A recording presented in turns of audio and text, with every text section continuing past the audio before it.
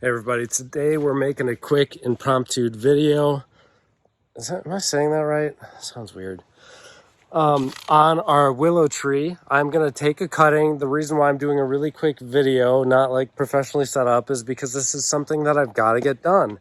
And one of the hard things about having a YouTube channel when it comes to the garden stuff is because like I've got so many things that I have to do and I want to film it all. Like I want to film everything I'm doing in the whole backyard because there is just so much to do. So many things starting to grow back here. We're making a little wonderland all year round. We've got sunflowers coming up. We've got vegetable seeds going. We've got all kinds of vegetable plants. We've got patches over here that we got to work on. We're making new flower pots all the time. We got chicken stuff. We've got so many things that I just cannot film. And yet I really want to bring you all of this content. You know, I do push out as many videos as I can, but I just physically cannot right now make professional, nice, well-edited videos of every single thing I do in the garden. So today's video is going to be one of the videos that is not just edited a whole bunch. It's not going to take a whole bunch of time because it's something that we've got to do. Nonetheless, I hope you enjoy it because it's going to be pretty interesting. I've decided that we've got to cut off this lower portion here of this willow tree. If you're not familiar, this willow tree we took by a cutting last year. So this is 1 year old essentially. So if you take a cutting, the cutting was up till this point right here. This is how much growth we've got in 1 year. And it's kind of deceiving on camera, but you know, I'm 6 feet tall and just huge. We've got like, I don't know, 9 feet. Maybe 8.5 feet right here on a 1 year old cutting. Granted, it was like the biggest cutting I've ever seen, but the reason why I'm taking today's cutting is because I think that this bottom branch is just not quite what I want. I would rather have it go up a little bit taller and then start branching off like where it's at, and then I might prune some of those later on up until, you know, our lower branches that we're really growing are a little bit higher. But this one right here is just not quite the formation that we're looking for. So I'm just gonna cut this off with my Sawzall.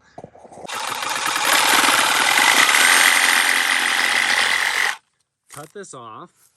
And then instead of growing this in water like I normally do, I'm just gonna stick this in some soil up in the front yard, and then I will keep it very well watered over the next couple of weeks. So let's go see where I'm planting it right now.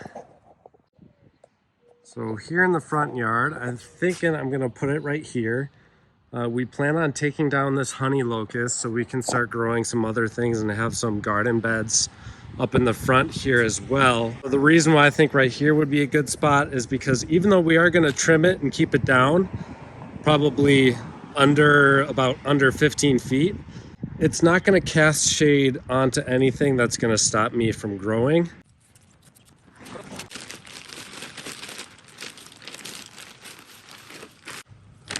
Then a sprinkle of 222 Dr. Earth's Pure Gold fertilizer. Mix that in there. And then I'm just going to take the cutting.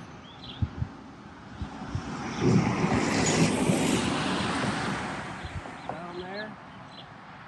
And you know, I can already hear the comments, Ripley, you gotta watch out because that willow tree is gonna go right into the sewer lines and it's gonna tear it all apart into pieces. Well, don't you worry, because as you can tell, if you see the way this is growing here,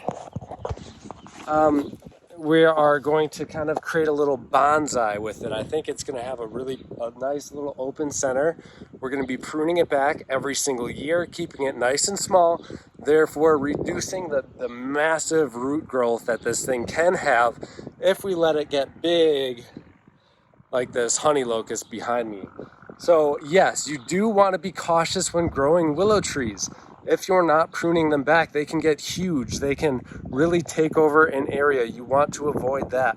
But like I said, I'm going to be pruning it, so it's not going to be an issue.